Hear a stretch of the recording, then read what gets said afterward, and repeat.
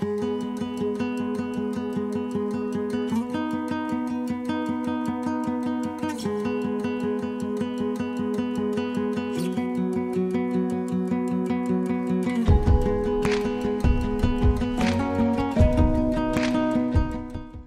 je pense qu'on peut considérer le cerveau comme notre principal organe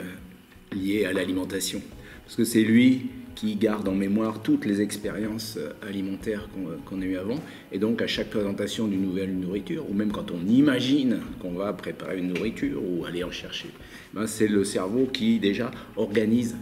dans la tête la façon de le préparer, la façon de le manger. Et ensuite, après s'être alimenté, ben, il va avoir toutes les remontées, en particulier des intestins, et donc enregistrer à nouveau l'effet de l'alimentation et pouvoir de cette façon réguler sur le long terme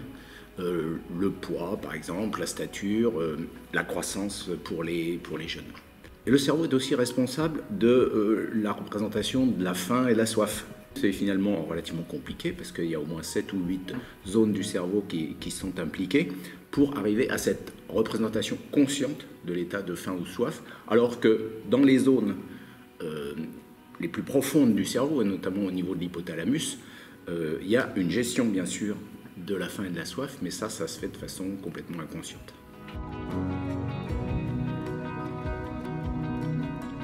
C'est un système qui est aussi dans les profondeurs du cerveau. Donc quand on a mangé quelque chose et que ça nous a fait du bien, à ce moment-là, le système de la récompense a en quelque sorte favorisé l'empreinte mnésique de cet aliment, et il va donc s'allumer rien qu'à la seule évocation de cet aliment, et donc pousser éventuellement à le consommer. Alors, dans notre vie de tous les jours, et quand le système fonctionne normalement, ce système de la récompense dialogue avec les zones frontales pour justement avoir une prise alimentaire équilibrée. Mais lorsque le système de la récompense prend le pouvoir, en quelque sorte, et c'est le cas en particulier avec les nourritures sucrées, et à ce moment-là, on assiste à des débordements et à des surconsommations qui amènent à des troubles divers, dont l'obésité, éventuellement le diabète. Dans la deuxième partie de la grossesse, certains des arômes des aliments consommés par sa mère passent dans le liquide amniotique, et le bébé va donc construire déjà une première expérience sensorielle, on va dire olfacto-gustative, à partir de ce qu'il a senti dans le ventre de sa mère. À la naissance, cette expérience va être en quelque sorte prolongée par l'allaitement, puisque certains des arômes également de l'alimentation maternelle passent dans le lait. Dès 4-5 ans, le bébé aura acquis finalement les habitudes alimentaires de sa famille